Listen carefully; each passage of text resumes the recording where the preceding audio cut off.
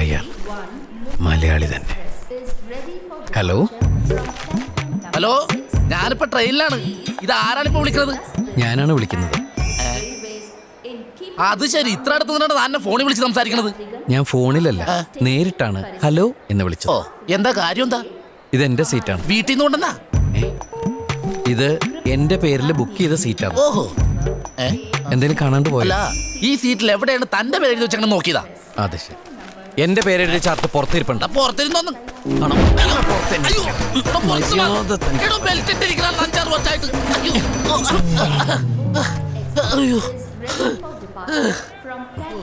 ഒരു വകതിരിവില്ലാത്ത മലയാളി.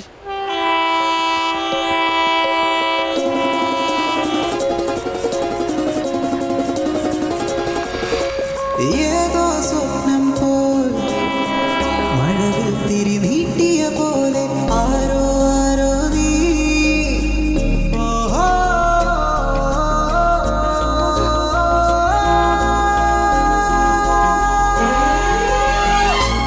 കഞ്ചി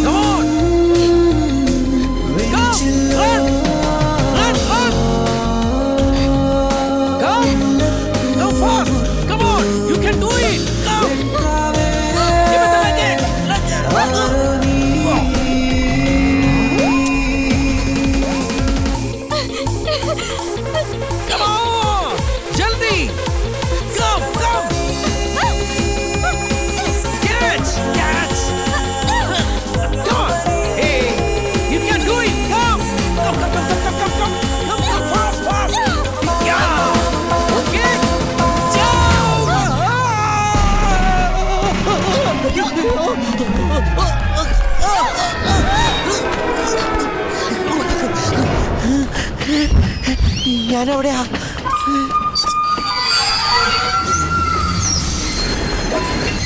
സോറി.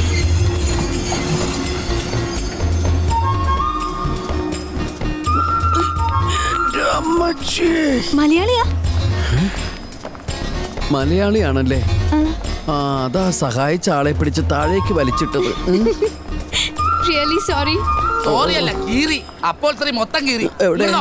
എന്തൊക്കെയായിരുന്നു ഇവിടെ? Come on come on everybody come fast, comfort station. ഞാൻ അറിയാൻ മേലായിട്ട് ചോദിക്കുക, ഈ റോട്ടിൽ കൂടി പോണ പെമ്പിള്ളേരെ മുഴുവൻ ട്രെയിനിൽ വലിച്ചു കയറ്റാൻ നീ ആരാ? ഷാറുഖ് ഖാനാ? കൈവിട്ടിട്ട് മാറിക്കണം. കുട്ടി, ഞാനാണ് ട്രെയിനിന്റെ ചങ്ങല വലിച്ചു നിർത്തിയത്. കുട്ടി അകത്തേക്ക് കയറിക്കോളൂ, കയറിക്കോളൂ. Thank you. ആ, മലയാളി ആയതുകൊണ്ട് പെട്ടെന്ന് കാര്യങ്ങൾ പറഞ്ഞ് മനസ്സിലാക്കാൻ പറ്റി. അതെ, നിന്നോടുള്ള സ്നേഹം കൊണ്ടല്ല ഞാൻ ട്രെയിനിന്റെ ചങ്ങല വലിച്ചു നിർത്തിയത്. എനിക്ക് എന്റെ നാട് വരെ എത്തുമ്പോഴത്തേക്ക് ഒരു നേരം പോക്ക് വേണം. Just for A time pass. കിട്ടാ?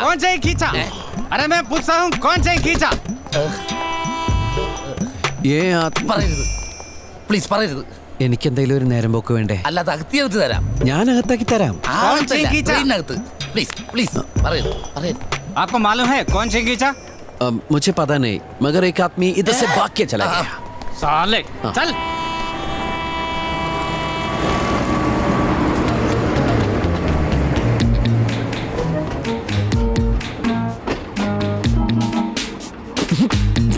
എന്തേടോ? ആ,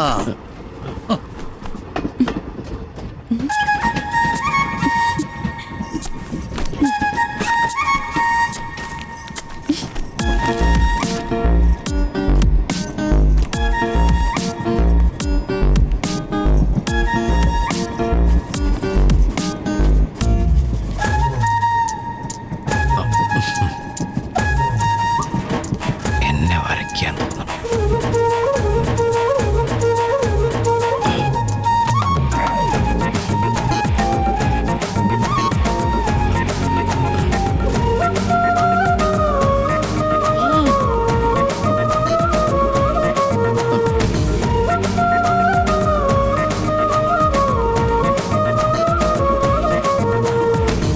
അയ്യോ.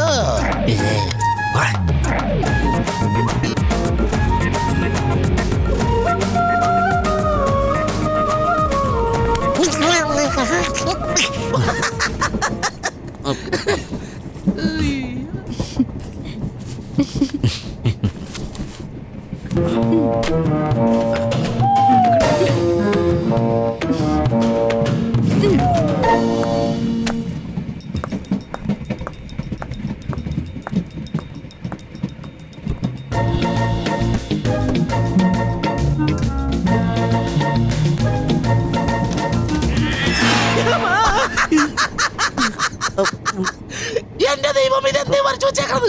കറക്റ്റ് ആണിത്. ആ കൈ എങ്ങനെ പിടിച്ചത്? ഇങ്ങനെ കറക്റ്റ് അങ്ങനെ തന്നെയാണ് ഈ പടം. അതെടുക്കരുത്. അത് ഞാനാണ്. അല്ല ഞാനല്ല. കറക്റ്റ് ആണ്, താൻ തന്നെയാണ്.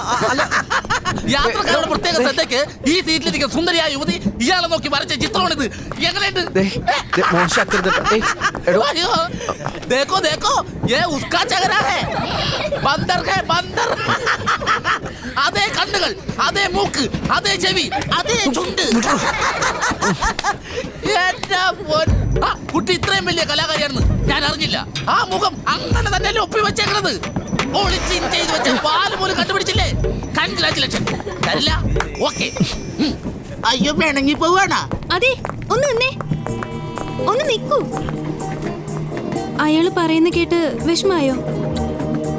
കുട്ടിയെ മീറ്റ് ചെയ്തപ്പോ മുതല് ഞാൻ വെറുതെ ഫൂളായിക്കൊണ്ടിരിക്കും.